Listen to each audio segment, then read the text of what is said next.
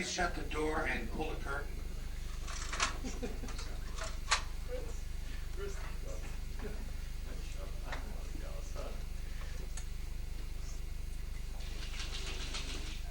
Okay, David, would you, the lights are right behind there. Would you turn the lights on? First of all, before you work the lights, Gary? Did you clean the room of all FDA and? No, I haven't done that yet. Okay. FEMA did. No. You have to watch out for this guy right here. Okay, are we all set there, Stan? Are we rolling yet? Not worried. Okay. Good morning, everyone. First of all, I'd like to welcome you here. Some people have traveled great distances to come to hear what not Gary and I had to say particularly, but Dr. Kramer and Dr. Turk. And I think you're going to be well rewarded for your efforts. You're going to learn some things about your profession that have not been emphasized, that even though they're basic and basic biology. One of the purposes of our academy is to bring biological dental medicine back into the clinical practice of dentistry and to get away from the mechanistic things that we do. Please go ahead and turn the light off, Dave. And then we'll, and let me have the first slide, please.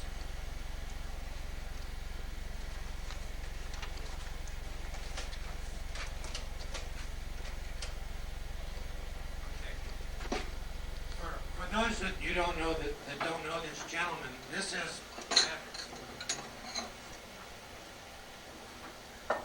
is William Guys. He was one of the great dental researchers in the beginning of this century. In fact, in dental research, they have the William Guys Award, which goes to the top dental researcher in the United States. And 61 years ago, William Guys said this in his report on dental education: expanded as it should be in biological scope and strengthened in all its health service aspects, dentistry, then a learned profession, would be devoted in broad terms to A, to establishment of the principles, and B, to the application in all forms and degrees of scientific health service related directly to the teeth and to the closely adjacent oral tissues, and indirectly to the welfare of the other parts of the body and of the whole system. To discovery of the correlations between dental and oral conditions and systemic diseases, with special reference to observed effects of distant disorders on the teeth and the closely adjacent oral tissues, and of dental and oral abnormalities on the health of the body, and D, to detect and provisionally diagnosis of dental and oral symptoms that indicate the prevalence or imply the probable existence of ill health elsewhere in the body, and E, to suitable supplemental advisory health service, including consultation with the patient's physician, based on such observation, and C, or diagnosis D, in this view of an enlarged dentistry. Its practitioners should be trained to give the service not only of dental surgeons and dental engineers as at present, but of oral sanitarians and oral physicians as well. Instead of examining only the teeth and mouth of the patient, they would also suitably inquire into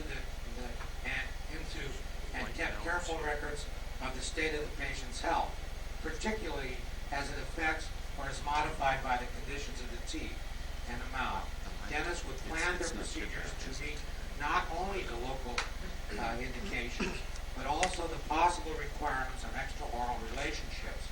They also recognize and warn or advise the patient accordingly, or explain his needs for a physician's attention, and could effectively discuss with the physician the oral conditions in their relationship to the patient's general welfare. This would really be an ideal thing to do. It's not being done, and even the people in this room, it's not being done. We really have to open up our communication with the physicians. We have instituted some inroads in professional physician organizations that are concerned with prevention and ecology, and they're willing to listen to what we have to say. So this is going to start in the next year or so. It's coming up this year. Let's see, back here. With a physician, the oral conditions and the relationship to the patient's general welfare. Prevention of disease at all ages would become an inherent and predominant motive. The frequency with which dentists are and will continue to be consulted for oral health service gives them special opportunity and occasion to note not only the occurrence of oral and systemic diseases, but also the existence of correlations between them, and to help or guide the patients accordingly. Dentistry is a subspecialty of medicine, and I cannot agree more readily with Dr. Guy's on the real need for biological dental education and practice. William Osler said that the next great advancement in medicine is going to come from the dentist, and I believe the implementation of focal diagnosis therapy and an understanding of the pathogenic nature of our mechanistic approach to the mouth will bear this out. Dentistry needs to be a health service in the fullest and most comprehensive sense of the word. Okay, let's go on to the next slide, please, Gary. Somebody's running the machine over there. Oh, okay.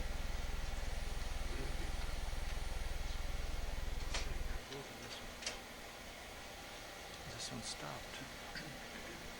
Gary, This one stopped for some reason. That's Beverly McCollum, for those people that don't know that, who was the father of gnathology.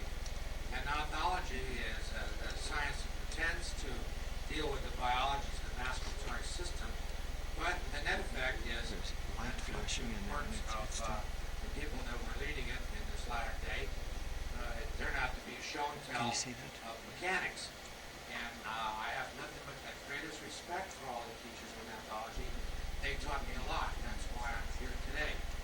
And we asked them to change the direction of gnathology to put biology in it, and they didn't listen to that.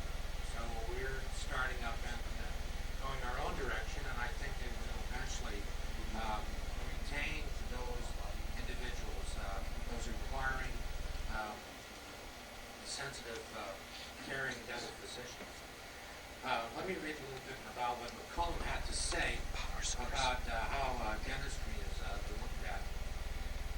As long as the student in school is taught to think in terms of pathology when he is treating and dealing with gingivitis, diarrhea, abscesses, tumors, neoplasms, etc., but is allowed, if not actually taught, to think in terms of operative or prosthetic dentistry when he is treating and dealing with caries and missing or misplaced teeth, his mind is not imbued with a full or any appreciation of the health significance of his principal field of endeavor, which is maintaining and restoring the masticatory mechanism, a healthy, functioning mouth.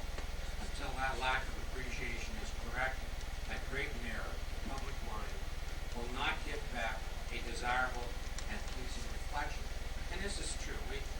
Dentistry is looked at, your molar mechanics, and they don't think too much of it, and those that are trying to incorporate principles of physical medicine into their practice are looked a little askance. They're alternative, they're fringe, they're wackos.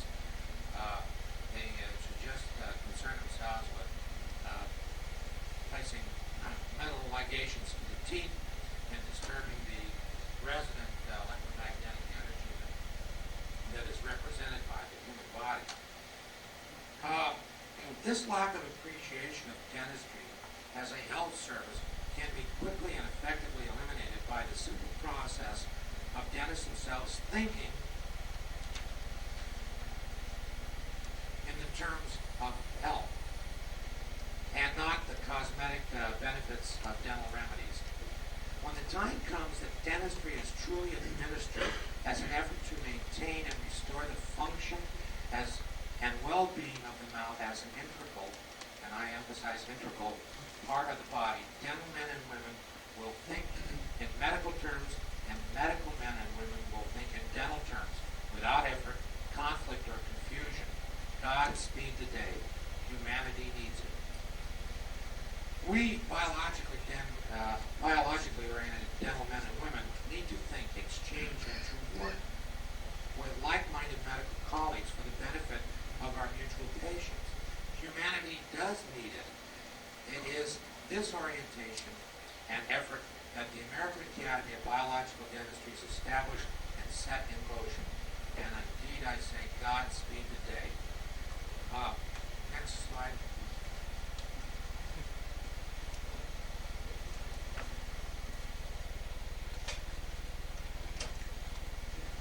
This gentleman is Harvey Stoller, and he was the scribe for nephology. And he had written, there's 5 or 6 volumes on nephology. And Harvey said a whole lot of subjects, but he said 2 things that were really important, and I'm going to tell you what they are. He said that if we were really concerned about prevention, that we would raise our children up like we do thoroughbred horses and prize cattle. We would have these for sale, and then we would not have any children with defective teeth and jaws and malocclusions and the whole plethora of dental problems. Harvey also, next slide please, Harvey also said some other things, and one of the things that he said, I made this little, slides are in, go to the next slide. We'll come back to this. I hope you can all read that. It says, Harvey's in Peter's office, and Peter was a great technician in nephology, and he's talking to Peter, and he says, Peter, he says, you know, the problem with perfecting a technique is that what you perfect, you may end up doing perfectly wrong. Dentistry, as currently being practiced, is a mistake. And as I learned more about it, Vaughn gave a talk back in Las Vegas, and he said the best dentistry is no dentistry. And I used to say, to use the expression, if we really knew what we were doing, we'd be doing nothing. And hopefully we can get to that point if we really become the teachers that our title implies. And it's a long road to hoe, because the situation in dentistry is that they're ingraining mechanics more and more. They're only paying for that kind of thing. They're glossing over it. They're not really looking at the biology, even though they have departments of biology. These people are so far away from the clinical application of their understanding that it just doesn't make any sense. They know more and more about less and less, and they understand, I'd have to say, basically nothing. And as I said, I think that dentistry is a mistake, and as I learn more and more, I know that it's going to be a tragic mistake. And when you realize the iatrogenic nature of what we're doing, we're going to establish a translation fund at this meeting. We want to learn what the Germans know and the Austrians know about the ground system. We started on some of it as represented in our now new journal.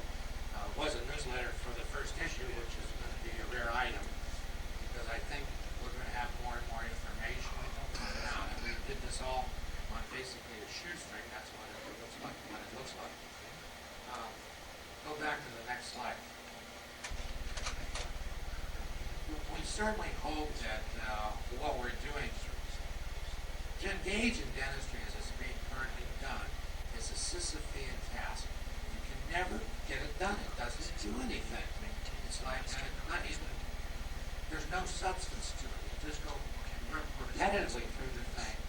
You figured if you made one mouth well by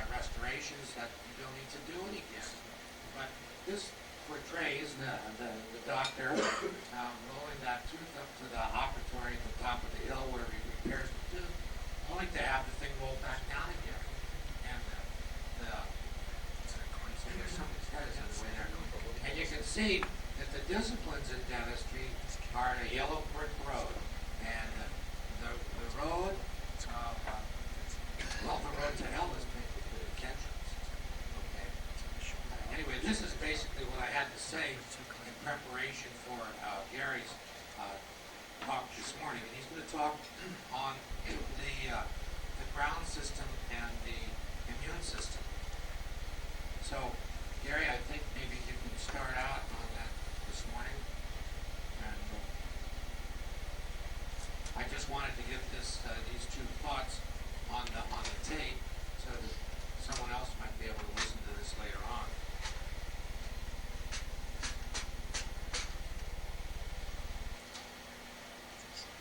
Okay, do you want to come up and take the microphone? I'm gonna be from over here because I want to be able to look at the screens. Well, Okay. You want to hold on to the microphone? I'll get it over there. I think people can hear me well enough. Can you hear Gary well enough? You hear me well enough? Hot? Great. Here, Gary. Give it a test. Want to test? Gary, What? for the sake of cameras, there is some light there where you're now. There's no light. We couldn't record you on the cameras. Well, I think the important thing is to get what's on these slides. Oh, okay. Well, fine. Okay. This is going to be really hard to see from that aspect. Oh, you'll have two Turn slides this going. on. Okay. You get better light? No. We can then just focus on the screen. Yeah. Okay. Like Ed said, I will be talking in two different modules. First module will be the ground system, and the second module will be the immune system as we see it today in our literature. And what I'd like to give you is some background information. It's going to be kind of a brief overview, basic type of discussion so that you can develop the vocabulary to discuss this material with your contemporaries, be it the physician or the dentist. And how I look at this group is that I think that most of them are dentists. Most of you are dentists, and you've taken your basic sciences many years ago, and you don't use them every day, and like anything else, if you don't use it, you kind of lose it a little bit. So I'd like to kind of just start in from the basics and take it from there. I think that our group is small enough that if you'd like to ask questions along the way, if it's something really important, you can go ahead and ask a question. If not, we'll have questions throughout the day.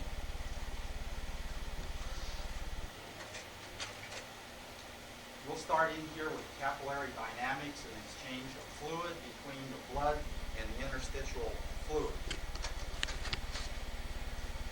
This slide over here shows the capillaries coming in, and the arterial comes in, and in the literature it says that the parenchymal cells of any organ is no farther than 20 or 30 microns from a blood supply.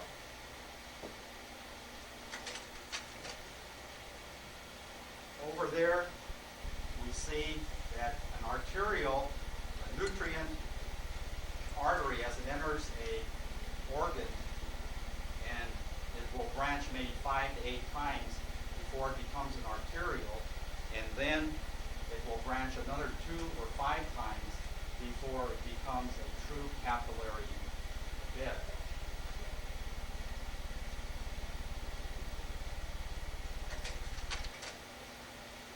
I want to now talk about the ultramolecular structure of what the capillary wall looks like. Is that focused? I'll put on my glasses.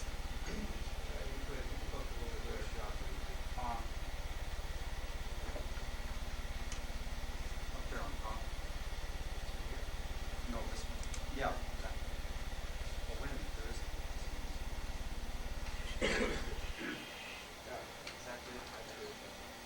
What we are looking at here is a capillary wall.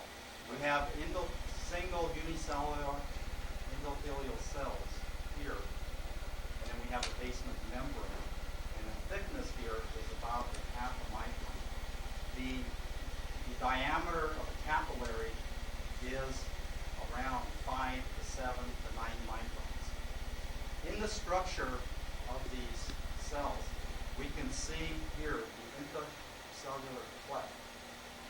this is where there's the transport of fluids, lipid solid fluids, coming through this intercellular plug.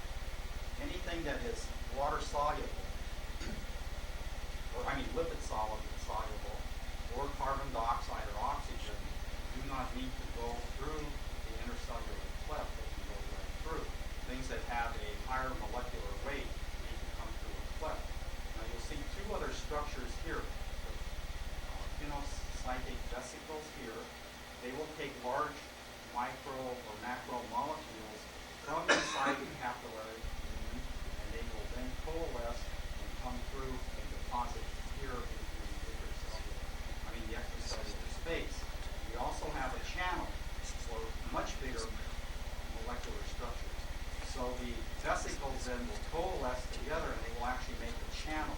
And that's how the fluids then get out of the capillaries into the extracellular space.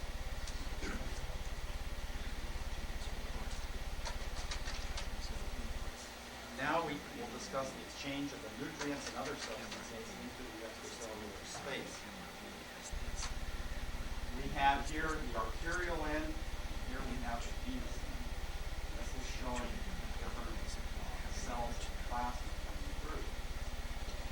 The inside of the capillary, as the plasma comes through, the capillary is not, the fluid flow or the blood flow is not continuous. It's kind of a vasomotor type of action, and depending upon the oxygen content in the extracellular space determines how much blood flow is going through there. So as you need more oxygen, you're going to have more contractions in the capillaries to get the material through. And then we get the process of filtration of the substances coming into the extracellular space. On the venous end, we have a resorption factor. Now the interesting thing is that there is 80% more, there is more flow coming through this capillary into the extracellular space than is going through it in a linear motion. All but 10% of it comes back in to the venous end. The other 10% will come and have to be, will have to go through the lymphatic system. So that's 90 to 10 ratio.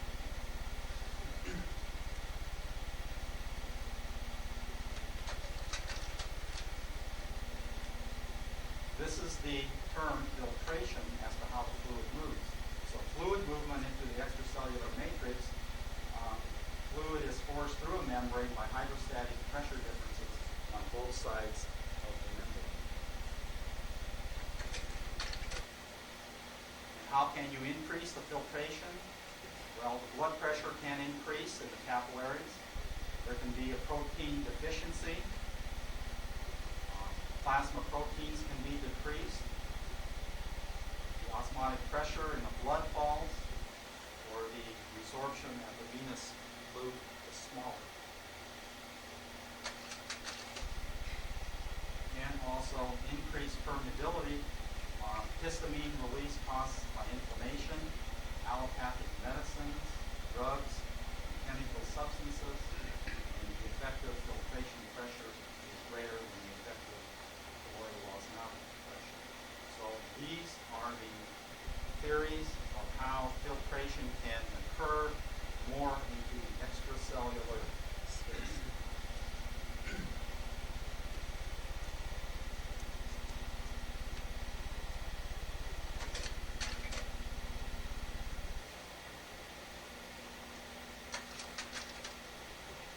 Resorption is what happens at the venous end. So entry of the fluid into the blood capillary at the venous end of the capillary end is called resorption.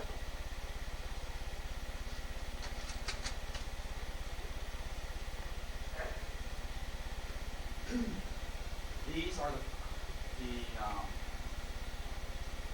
things that we have just talked about of the exchange into the extracellular space. This is where the extracellular space would be here, and this would be the capillary. So as you have increased capillary pressure, then you will have more filtration. If the interstitial fluid pressure is greater, then you're going to have less capillary pressure, less material coming into the extracellular space. Here, the plasma colloidal pressure, body pressure. Yes. Could you stand over here and use the microphone because they're not picking you up on the video? Your voice when you turn around, because there's a lot of fan noise on the projectors. So just stand over here. Bring your controls over here. Let's just go over there. Yeah. Let's go over there. Okay, this one. All right.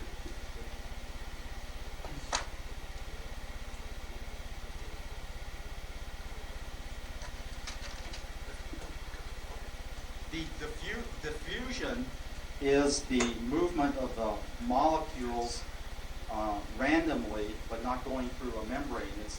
As it's going through the capillaries, it's the rapid movement that's going on.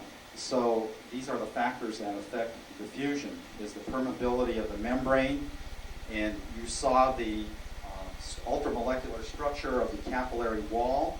This is talking about then the number of those intercellular clefts, the length of the clefts, because each tissue has different lengths of clefts, and sometimes the clefts are wider apart in certain places. Say, for instance, in the brain tissue, they're tighter together. In liver tissue, they're farther apart.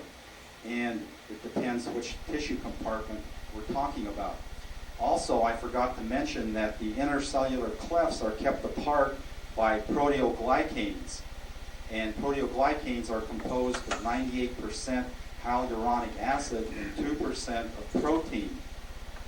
And the significance of this is that you know that when you have certain drugs that you take in or bacteria come in, then you're going to get hyaluronidase then, which then will dissolve the hyaluronic acid, and then you get the increased filtration. And this is what makes the extracellular space then to become more in a sol colloidal condition than in a gelatin condition.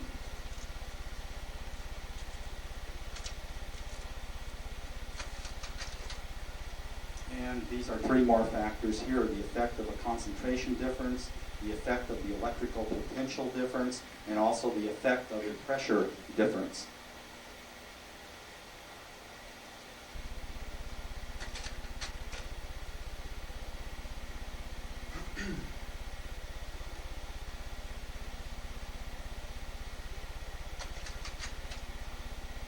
This here is a cover of a book that I just found out about. I wrote a letter last year to Professor Heim, who many people said is the leading researcher and professor on the extracellular space in Germany. And it's taken about 6 or 7 months to get information back from him. But then he told me about this book that existed that I never knew, and I've only had it for like 2 weeks, so I've just kind of briefed through this. But you can get the address, how to get this book. But he said to get this book, but it's written all by American practitioners. It's good for the anatomy, but they don't really discuss the ground system like the Germans do. But I would encourage you to all get this book. This slide that you see on the left here comes out of Guyton's medical physiology book. So the material is in there, but a lot of us have never been taught that material. Again, we have the capillary here. We have the parenchymal cells here and here. And this is the extracellular space. This is the proteoglycan filaments. And these are vesicles. And I have better slides coming up, but I just wanted to show you what is in our literature. So if you get Guyton's book, you could read some of that material.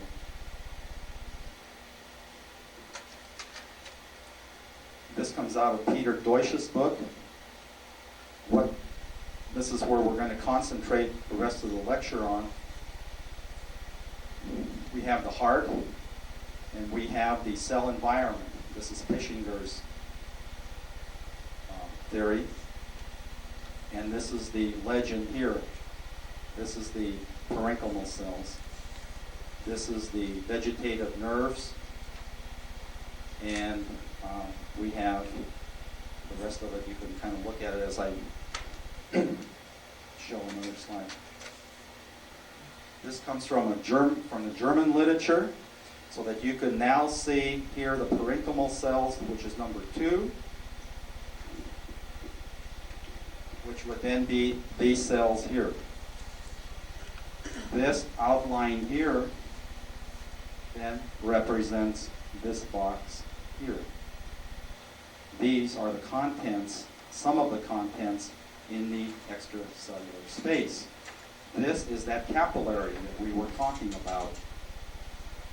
And it shows here the thickness of a 0.5 millimeter that we talked about in the intercellular clefts.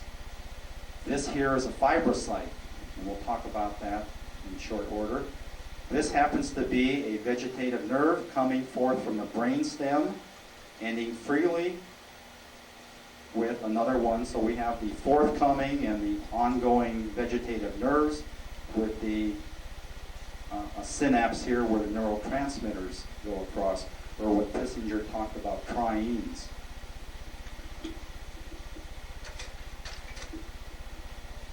We'll now discuss what are the components of the extracellular matrix. They are broken down into 2 types of cells, the fixed cells and the mobile cells.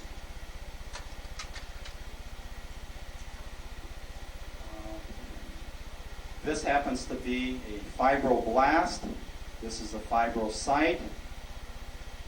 These are collagen fibers here that are made up of roughly of 1,000 peptides together, bound in coil. And then we have the elastic fibers and the proteoglycan fibers. This again comes from the German literature. Let's look at these structures now to identify them. We have the parenchymal cells. We have here the basement membrane, and we have a felt-like connection of number 1, which is the proteoglycans, which connects into this basement membrane. Here we have the vegetative nerves again. Look at the arrows, and you can see that there are not direct synaptic connections, but they end freely in the extracellular space. We have a collagen here in number 2. And you can see again arrows connecting with messages and informations given to the proteoglycan. The proteoglycans, again, we said is 98% hyaluronic acid, 2% protein. Here we have a fibrocyte. Here is a mast cell. We have the capillary coming this way. And again, remember the intercellular clefts in the pinocytic channels and vesicles. Again, looking here are the vegetative nerves. We have a macrophage here, or a phagocyte of some sorts, and we have elastic fibers here. Does anybody have any question about the anatomy of this structure or what they're looking at? Because this is very important to understand this, because I know the first time I saw it and heard it, I was just completely blown over, and it took me a whole year just to kind of really understand what's going on, and I'm still learning a whole lot. What's at the top? What's at the top? Can you just, what cells are? These are the parenchymal cells of an organ or a tissue structure. And the arrows all indicate flow of materials, basically? Yes, because what we're working here with is an open energetic system, a thermodynamic open energetic system. As we were taught in dental school or medical school, the thinking is linear. With the onset of in the 1600s, when Galileo and his principles got started in, any discussions of disease was always a cause and effect.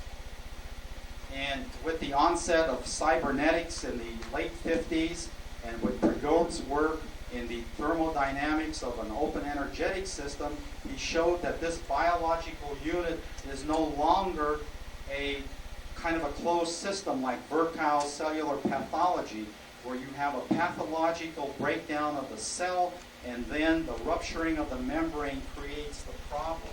What we're trying to show here is that this system is a very highly complex integrative system that will have complete communication of one thing with the other in this thing. And this is what I'm trying to show in this, and that's what these arrows are doing, so that everything functions with everything else here. And so now what I'm going to go through is kind of talk about how these components all work with one another. What I wish here for you to be aware of just what's out in these systems here. And when we talk about the immune system, we're always talking about these different items here, but they're always kind of thought about that they're just functioning out in the bloodstream someplace rather than functioning out here, because this is the most important thing going. Very good question. Any other questions before we continue on here?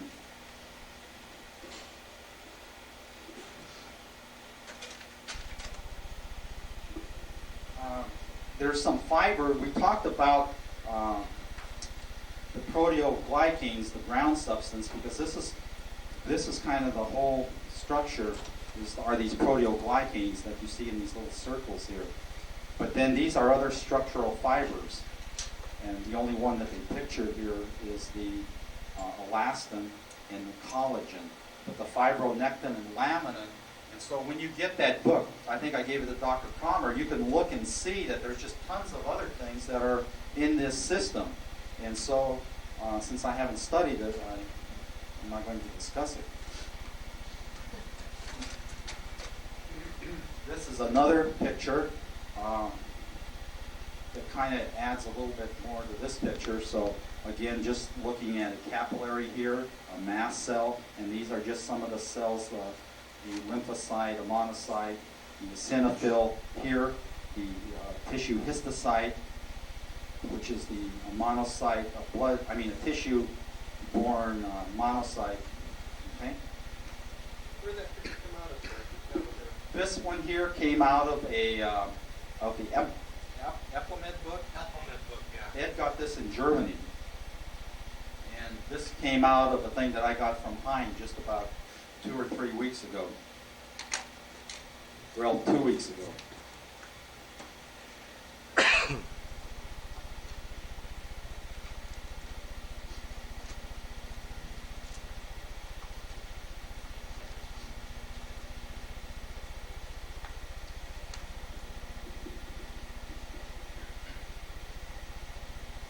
So what we have now is you can think of this ground system, the extracellular space, pervades the entire organism.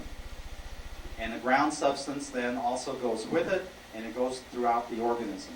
Like I say, when it gets into the brain tissue, the extracellular substance, the ground system, becomes the intracellular substance of the brain tissue. So it's throughout the body this goes, and it reacts the same irregardless of what tissue you are in. So that if you have a disease in one part of the body which is affecting the extracellular space, you're going to have pronounced effects in other places. Biochemically speaking, then, that all these particles are communicating with one another is the important thing to realize here. And what we're measuring with the electroacupuncture units then is the electronegativity of this ground substance. This ground substance then is going to be in a state of flux. And as the ground system changes, as the proteoglycans pick up more water, and the molecular weight changes, and the pH changes, or the redox potential changes, then it's going to change the electronegativity, or the tonus, electrical tonus of this system. And this is what we measure with our acupuncture units. So what I'm saying here is if you're not using an electroacupuncture unit to know which remedies to use or which vitamins to use, you should start looking at this idea, because then you know. We have here, you can think of this as dirty laundry. if you have a ground substance that is contaminated and is dirty, you have the specific solvents and the cleansers in your test kits. And you must know then which solvent or which cleanser to use in order to clean your laundry. And the laundry is going to be dirty and different in every tissue compartment, so that each remedy can't be the same thing used at each visit, or just cookbook it out in order to get real good effects.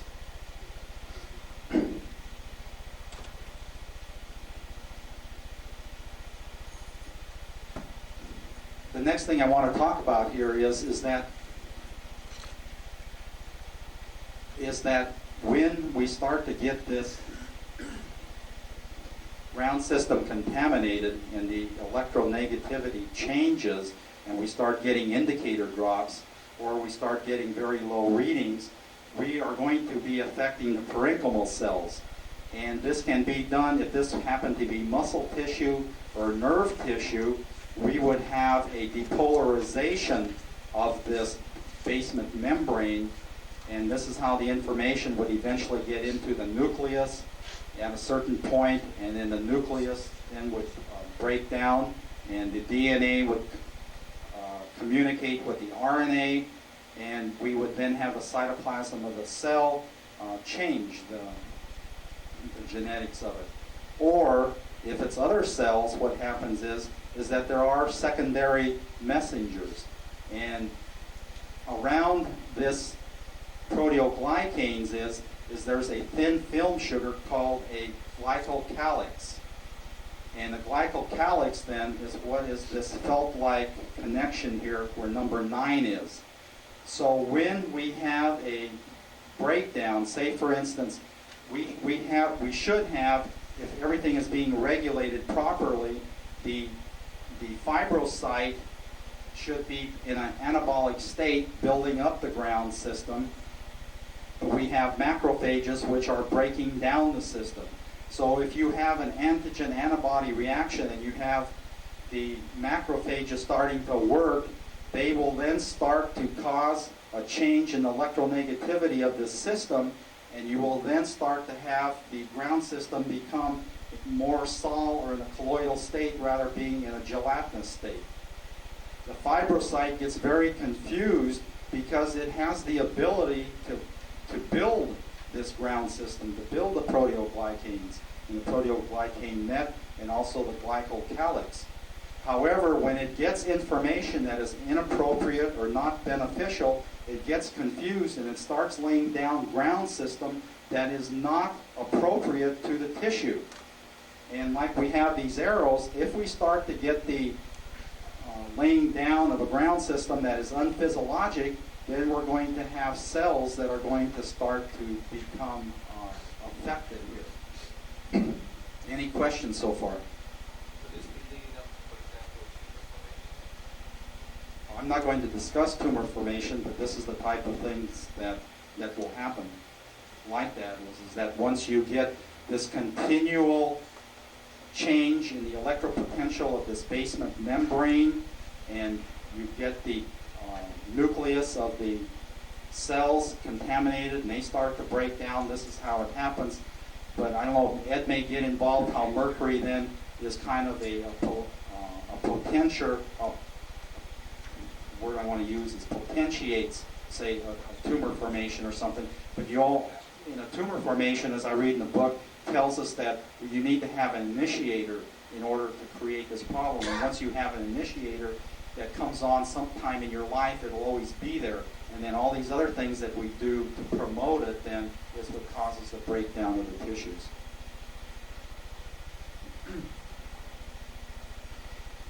Again, this is a highly integrated system now because we have the nerve fibers here and we have the capillaries. So the capillaries here are involved with the endocrine system, and we have then the nerves in the central nervous system, and we have the ground substance, plus we have all the individual cells of the immune response, and it's highly integrated. And they meet in the brain stem then, the capillaries and the nerves, and that's where they meet. So if you have a change then in the ground system, say like Ed will be talking about mercury and some of the metals we do, if at the end of the tooth you have a root canal tooth or something, it's affecting this proteoglycans and electronegativity, so you get an indicator drop on your acupuncture unit.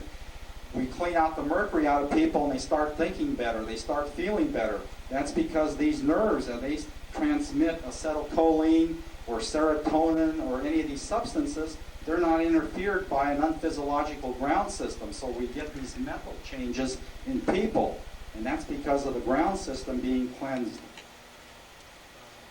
always so that it starts off, always starts in the ground system, then go the other way around, it first starts in the cell itself, then the ground system gets affected. Well, this is the Virchow's cellular pathology thinking, is that's the way it was. It was a pathophysiological problem, but the German works of Pischinger and Heim say that it is this becoming unphysiological first, which then causes the breakdown. Good question. Any others at this time?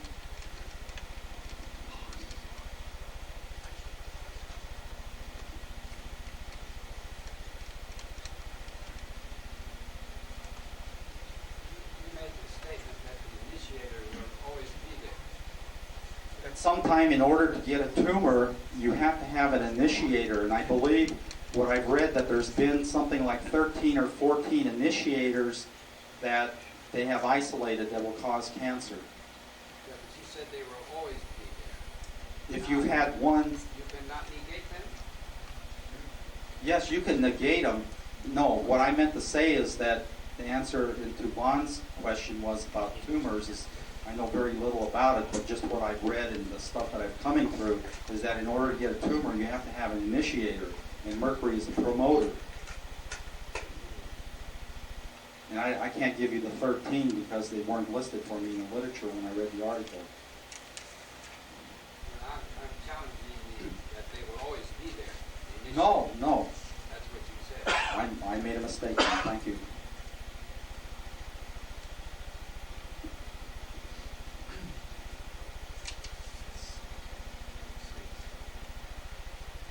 If we don't have any questions here, then I'll leave this and we'll continue just a little bit longer into the how the material, the 10%, then gets into the lymph system.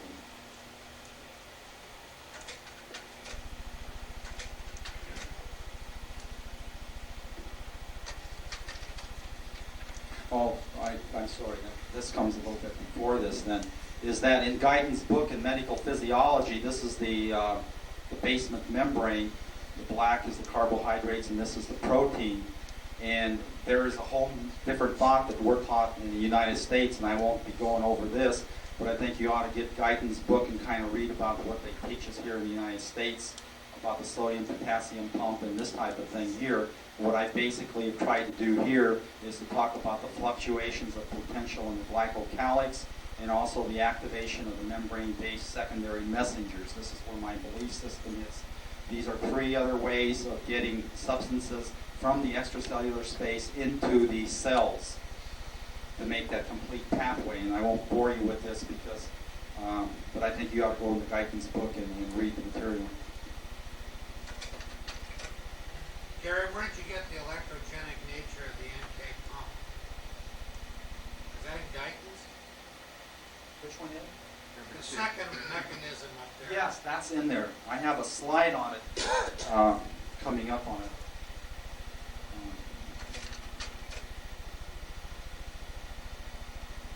So these are the basic mechanisms here. Gary, Yes. these are the basic mechanisms of transport from the from like parenchymal cells with the interstitial fluid. Yes, yes, those are the first 3 is precisely what you said. So here we have in diffusion we have a simple diffusion and we have facilitated diffusion, and this is the basement membrane of the parenchymal cells. You can think of the parenchymal cells being here in the extracellular space here. And so if you have lipid soluble materials, they'll go right through this membrane without having to go through any of these channels.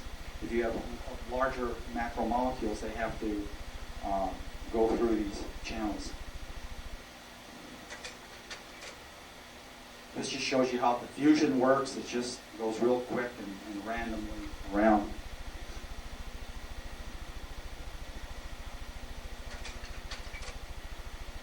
These are the different types of diffusions.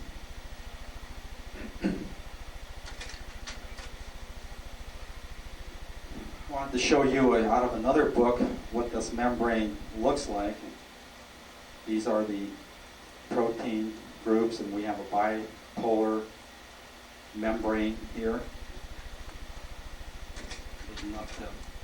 That's a closer look, and Ed will be talking a lot about this, about free radical pathology, what a normal membrane looks like, and also the effects of these various antioxidants is to maintain these polar and bipolar groups in here. This just shows the difference between the concentration of the extracellular and the intracellular fluid. This is inside the cell. This is the extracellular space. Again, this comes out of Guyton. We won't dwell on this because it's not that important. This again just shows the differences of how things can get from the extracellular space or vice versa, intracellular out.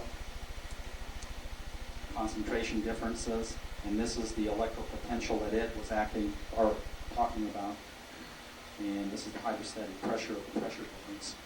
So when the extracellular space gets contaminated with a lot of toxins, it can actually push through that way.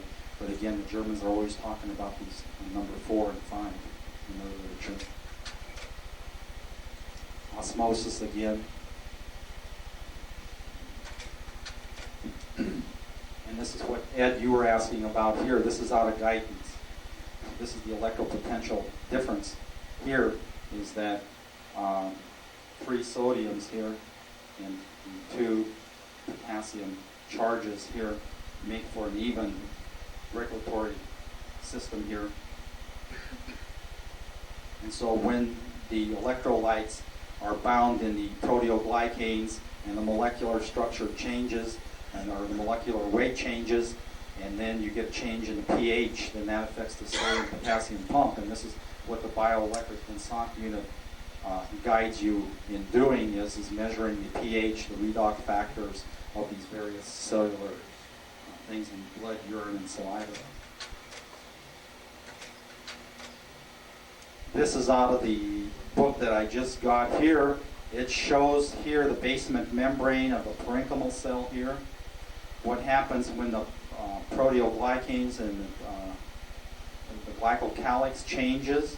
These are all the fibers of that extracellular space, and so when you get substances like hyaluronic acid being changed by hyaluronidase and things, it'll cause a bleeping of these basement membrane. And so, again, thinking back to that other slide that you saw, that entire system, you can see then what we get here is we are getting cellular changes, but they're being affected here by what's happening in the extracellular space. Because when you put in these substances here and have the proper collagen and fibronectin and laminin, these fibers will again orientate themselves the right way. The acupuncture unit will give you 50, and we'll have a cell wall here that will be intact correctly. So always think about what that ground system is like. And that shows the breakdown of how that cell would be when we have a very contaminated ground system in the body. Just a couple more slides here.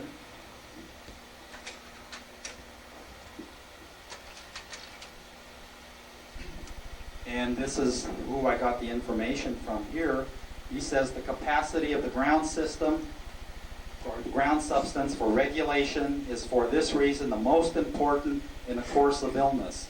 In all acute and chronic diseases and tumors, it is thus possible to prove the existence of disturbances in the regulation mechanisms and the ultrastructural alterations in the ground substance. This is the collecting loop of the lymphatic system here, a blown up view of it. These are the little channels of where the macromolecules will go through these little pores. This is a blown up view of this. Note these anchoring filaments. Those are proteoglycan materials. So if you have hyaluronic acid, hyaluronidase comes into the system and breaks down the ground system, it affects these filaments here, and this is what helps keep these little channels open. And this is how you get a mesenchymal block, is that these lips will close over here, and so you have to use the proper lymph drainage remedies to neutralize this so that you can actually get the 10% of the active fluids that don't get resorbed back in the capillaries can actually come back through these and start going up into the lymphatic system. And this is a picture out of Guyton's. I fell over when I was looking at it. It actually shows a plug lymphatic and talks about a mesenchymal block. So this is what you're seeing here is. So this whole thing of what Chaim is talking about is you got to keep the ground system physiologic, make sure that the fibrocytes are laying down correct ground system and is not being contaminated through antigen-antibody reactions and getting an unphysiological system in which the macrophages take over and actually cause the fibrocytes not to produce physiological ground substance. And that's the end of this module. Any questions? Yes. I'm always gonna have questions. Good. Um, Makes it easier on me. ground system itself. It strikes me that what's making up the ground system is a multitude of different types of cells that you listed, from mast cells to leukocytes and monocytes. All these cells are made in different parts of the body. Transported through the blood system, escaping through capillaries into the extracellular space. Yes. Correct? Yes. And yet you're talking about fibrocytes as producing what particular cell? The fibrocyte produces everything in that ground substance. When I discuss the immune system, we'll talk about where lymphocytes are made of B cells, T cells type of thing, like a macrophage.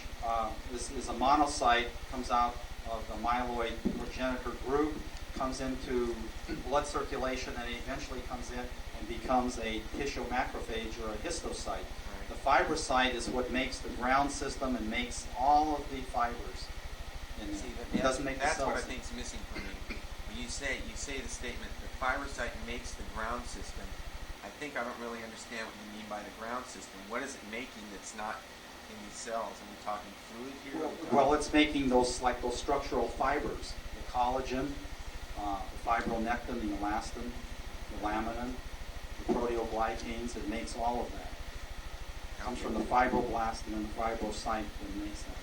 Fluid is not fiber. Not the fluid, it's making the fibers. One of the ways that I like to think of the ground system, correct me if I'm off base on this, but to me it's like having stew. And in that stew, you're going to have some major structures like chunks of potato, meat, maybe some vegetables. And then you have, if you were to filter that out with, say, a screen, like a door screen, then you'd have going through that fluid, and there'd also be little particles of stuff. To me, that's the ground system. Right. What I tell my patients when I'm talking to them at a consultation is I tell them it's like if they went out in their backyard and they were going to start some pruning, and they start to prune some rose bushes, they prune some other brush and things, and they make a brush pile. And there's this brush pile, and like Denny said, like it's a sieve, like a screen, and I call it a sieve. And depending upon the ground system, then it has the binding capacity to pick up the different monovalent, bivalent anions, cations. It has a sieve-like nature, and so when you have like a macrophage or a histocyte or something becomes evident in there, it causes a breakdown and things can sieve through better, and it goes along channels like the collagen and eventually then gets out into the lymphatic things. And this is like when people get sick and things, they're getting sick in the morning because there's an acid-base balance of like 3 o'clock in the morning when you start to become more acidic throughout the day, and then in the afternoon at 3 p.m. you start to become more gelatinous. And so it's the release of this hyaluronic acid and the changes of this ground system that causes people not to deal with. And I also think that if you think of that fluid, back to the soup again, which is my analogy, you can visualize some of that being very viscous, and you could also visualize it as being very fluid, because you've all had many different kinds of soup.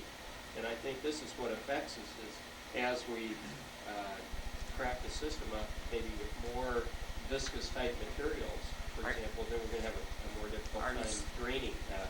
Are you saying that the interstitial fluid is different in viscosity and ingredients throughout the body? Yes, it's different in whatever tissue compartment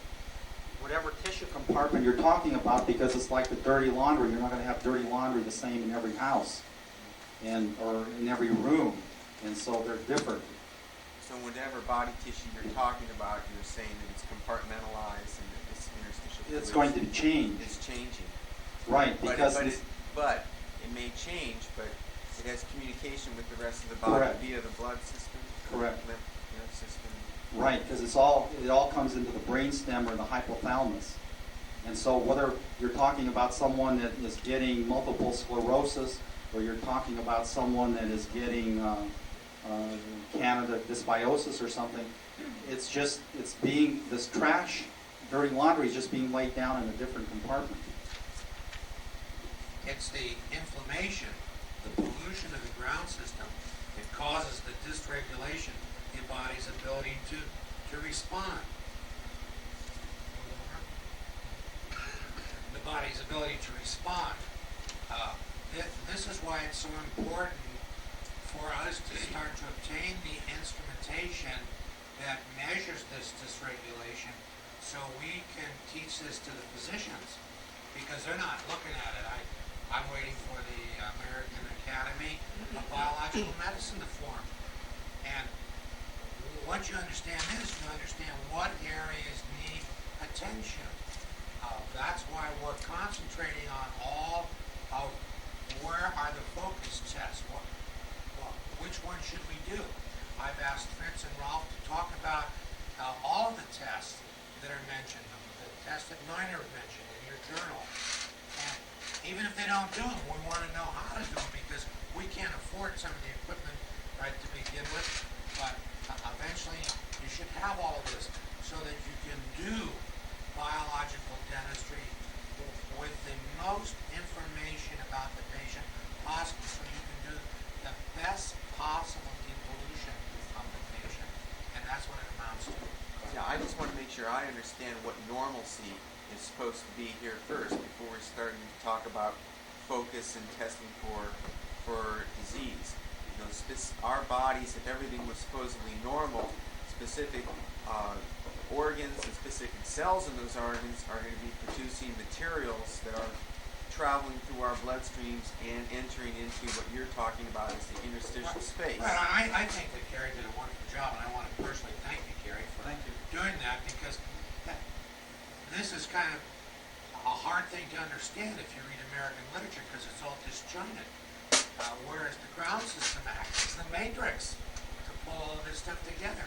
And the people who really looked at this are the Viennese group of physicians under Pissinger, Kellner, Perger, Brixman. These are the people, and Heim, these are the people that are talking and looking at this thing. And we have opened up communication with these people, and it's still in German. This is one of the reasons that I'm going to ask everyone to contribute to the translation fund. I have a patient of mine. She came to me one day and she says, "Do you need help?"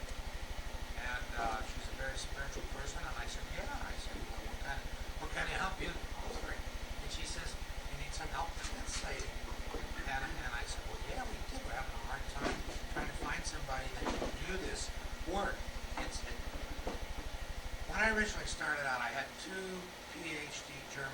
language school here, and we were going to translate Bleditch's book on mouth acupuncture. Well, we got through 3 chapters and they just threw the towel in. They said they didn't want to do it anymore because they got to keep going to dictionaries and look up derivations of words to try to make an idiomatic expression that made sense in this particular thing. Well, they didn't want to do that. This woman is doing it, and she's doing it for $10 a page. She came to me and she says, I said, well, how did you know? She was praying and came to her that I needed help. So, and she says, but I can't do it for nothing. And she wants to do the whole thing. We got a ton of literature, and we got it translated into English, and it'll fill up that journal and just keep coming. There's no end of it. Okay? Plus, what we contribute to, what we want everyone in this organization to do is follow this. We're going to resurrect the bywords, observe, compare, reflect, and record, and add one word to it, communicate. We want you to communicate. We want to know what you're doing. As you read in the Focus magazine, as you read in this, there's a case in here, and this is what we want. We want reports like this. I don't mind if it's empirical, and I don't mind if it's one step up from anecdotal, but it's all right. But we need to know what kind of results you're getting, and we need to know the feedback. We want to know how you're doing this. We are creating this biological dental thing, okay? The Germans have taken it to a certain place. They lateral us the ball, and we modify it with a certain kind of run, and then we take it all back to Germany, okay? We take it to Japan. We take it to Brazil. We take it to South America. We take it to Africa, okay? The people need this understanding. They need this treatment. Dentistry, as far as I can see it, is just going nowhere. And it's contributing to the problems. And as you get into this more and more, you'll see this become evident, become clear. Okay?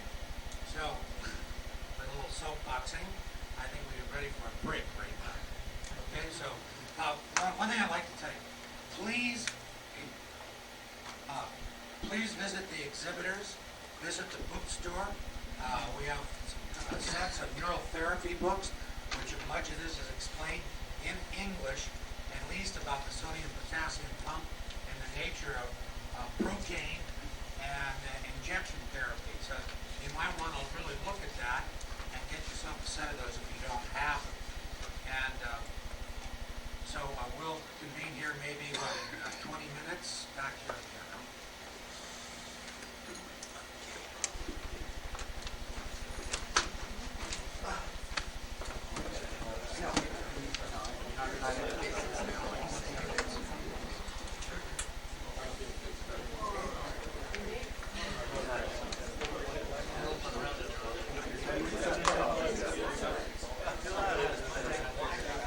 Recording.